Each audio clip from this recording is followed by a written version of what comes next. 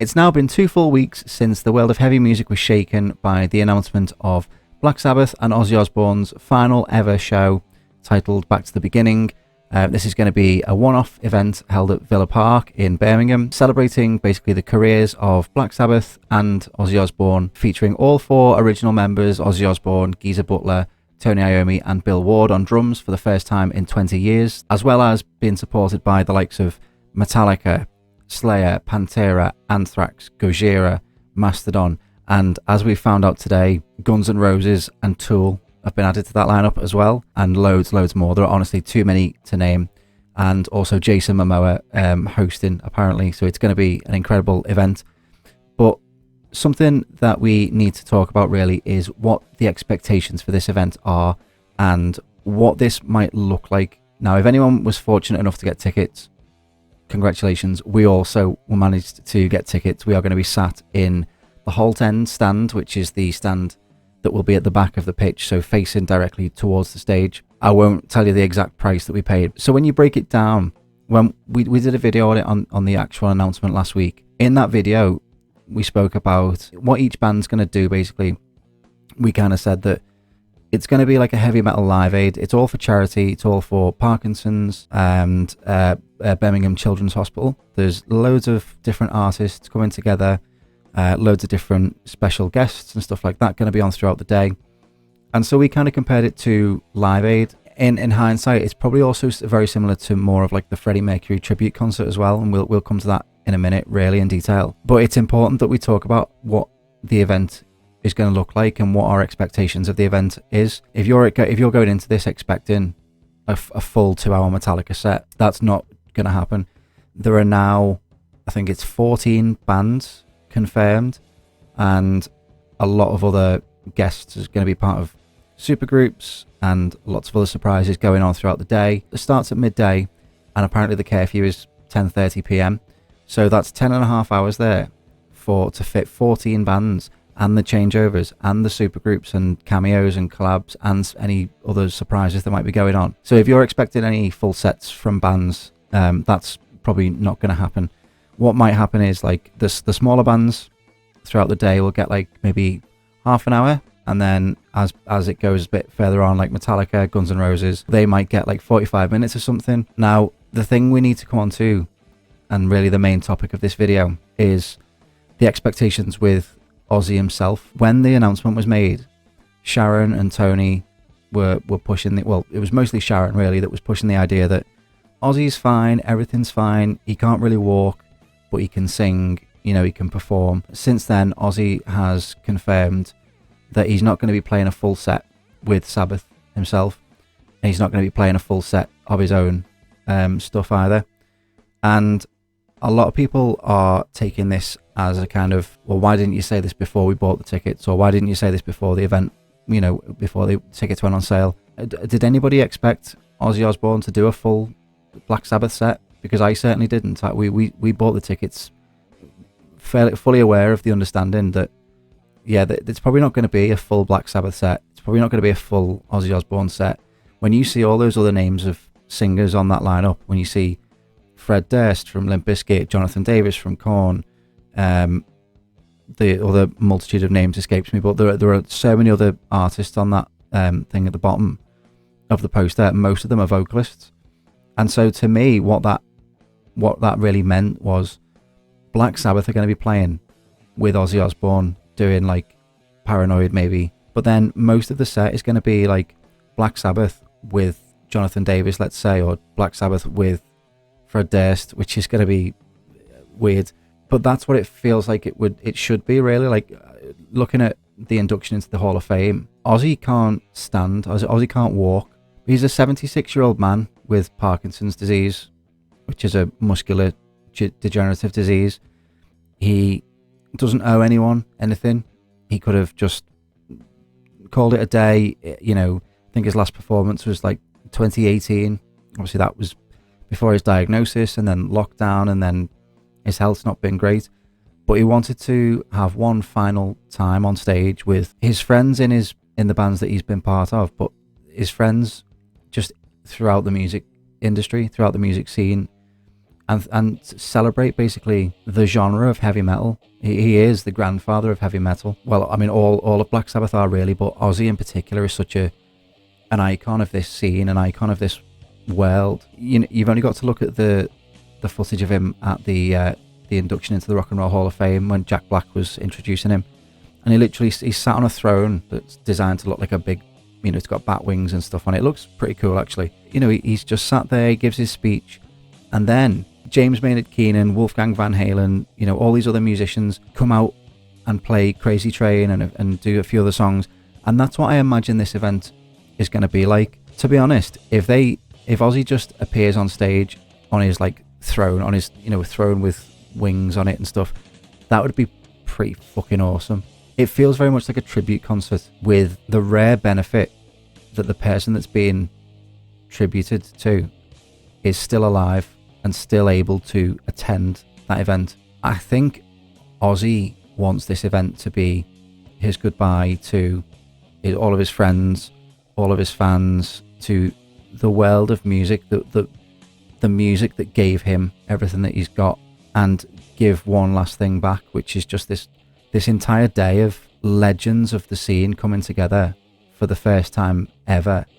And yes, Metallica and other bands have played together, and yes, Guns N' Roses and other bands have played together, and they've headlined different days on various festivals and stuff throughout the years, but this is very much a different beast altogether. You've got 14 bands there that are all legends in their own right, and then there's the other cameos from other people, members of the Red Hot Chili Peppers, Korn, Limp Bizkit, Van Halen, Judas Priest. So what I imagine the day is going to look like is, so let's say Rival Sons will start the day, because on the poster that's the way it looks like, going right to left on each line. So you might get Rival Sons doing 20 minutes or something like that.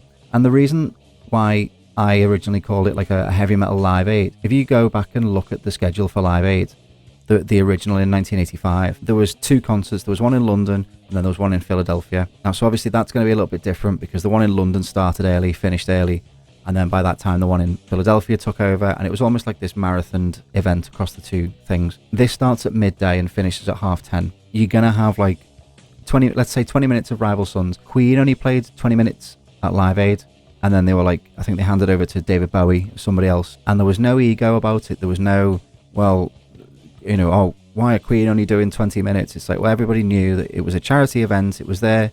It was bigger than the artist. It was bigger than the music. It was, and very much in the same way, it's not about, Metallica are only on for 20 minutes, or Ozzy Osbourne can only sing 2 or 3 songs. It's bigger than Ozzy being able to stand up there for 90 minutes and sing every single Black Sabbath song that you want to hear. The entire point of the day, the entire point of the event is, yes, to celebrate Ozzy, Sabbath. Yes, it's their hometown gig. They literally grew up round the corner from where this event is being held. But it's a celebration it's a tribute to heavy metal itself. It's not just a tribute to Ozzy Osbourne. It's not just a tribute to Black Sabbath. It's a tribute to heavy metal itself. I think that is something that a lot of people are overlooking. The other event that I would kind of compare it to, going back to Queen, is the Freddie Mercury tribute concert, because I was looking at the actual set list for the Freddie Mercury tribute concert, and I suppose any big tribute concert, the Taylor Hawkins one and the Chester Bennington one in recent years come to mind as well. But the Queen one in particular, if you go through and look at that set list, they opened with Tie Your Mother Down with Slash and Joe Elliott, then I Want It All with Roger Daltrey and Tony Iommi, Stone Cold Crazy with James Hetfield and Tony Iommi, Crazy Little Thing Called Love with Robert Plant singing, Radio Gaga with Paul Young, Who Wants to Live Forever with Seal, I Want to Break Free with Lisa Stansfield, Somebody to Love with George Michael, Bohemian Rhapsody with Elton John, and then everybody came on at the end to sing We Are the Champions. I think that's what you can expect.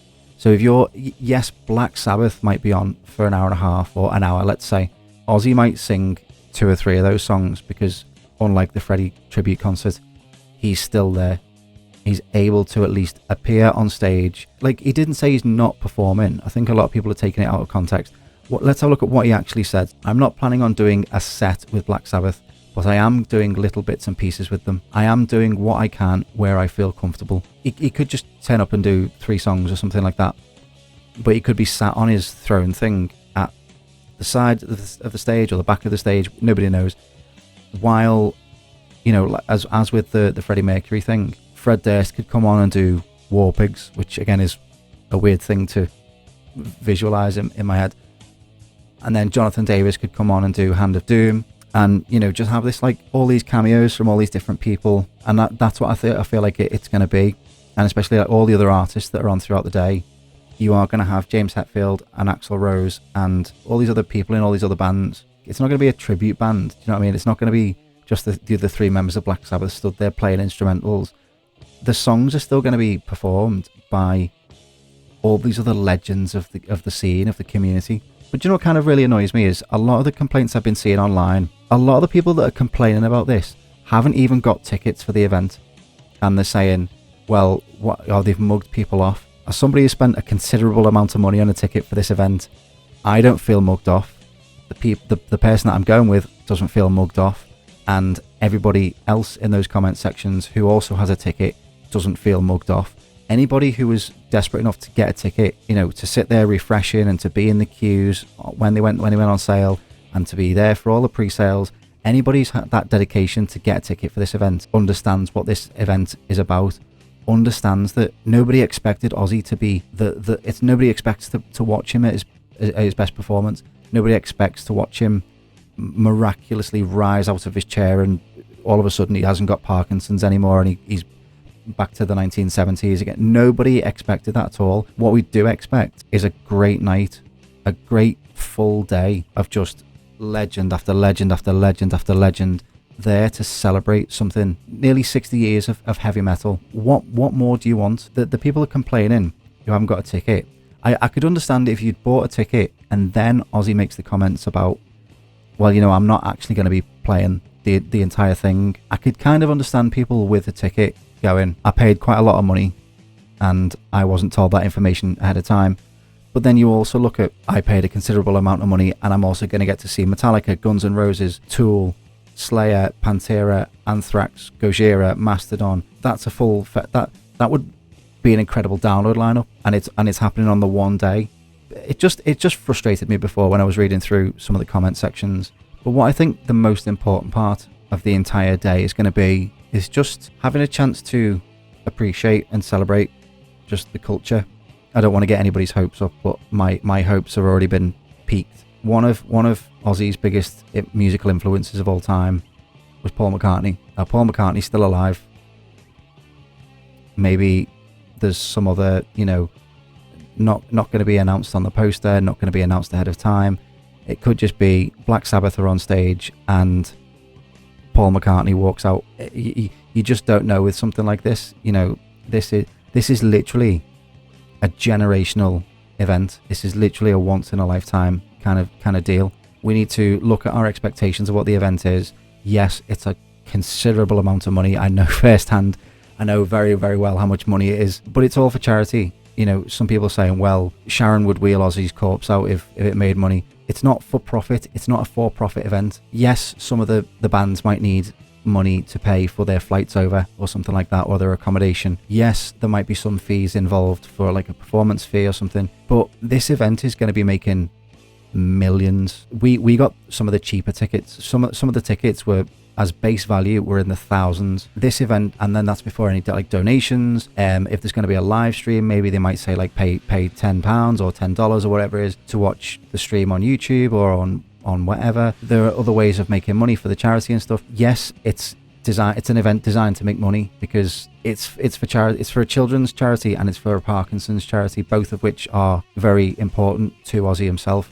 And it's Ozzy fucking Osbourne. Do you know what I mean? It's the Prince of fucking Darkness, the godfather of heavy metal. Without the 4 members of Black Sabbath, we wouldn't have metal in the way we do. We wouldn't have, well, all of the bands really that are on this lineup as well. We wouldn't have Metallica. Ozzy as a person, Ozzy as a cult icon, not bigger than the scene, but Ozzy is like a pop icon. Everybody knows who Ozzy Osbourne is. He is a piece of pop culture. It seems fitting, even when he's not able to perform, he still wants the people around him to be having a good time. And to me, that's always struck me as what the type of person Ozzy Osbourne is. He just wants people to love each other and have a good time and celebrate things. And the fact that he gets to celebrate that with everybody else before his time, I think it's an invaluable thing to be able to say I was there or I watched that on TV. Everybody needs to just calm down, because some of the anger that I've seen online at the last day or two has really wound me up a little bit. So that this is just my bit of a rant. I apologise for going on a little bit, but if anybody's got tickets for the event, don't let anybody try and quash your excitement for it. Go and have a fucking brilliant time, and hopefully we'll see you there. We will be bringing a full vlog of the event, and hopefully a few little goodies, a few extra goodies as well. So if you'd like to see that, please hit subscribe down below for more rants as well as vlogs and a few other things that we've got coming up as well. If you are going, or if you're planning on, if they do a live stream, if you're planning on watching it, who are you most excited to see? Obviously that isn't Sabbath, or who do you want to see do cameos on different Sabbath songs? Because like the idea of Fred Durst singing any Black Sabbath song to me is just a little bit strange. And who else would you love to see get added to the lineup if possible? Let us know in the comments down below. Thank you very much for watching. Thank you for indulging me just to have a little bit of a vent, because as I say, it really kind of frustrated me seeing some things over the last few days. Thank you very much for watching, and we will see you in the next one. Toodles.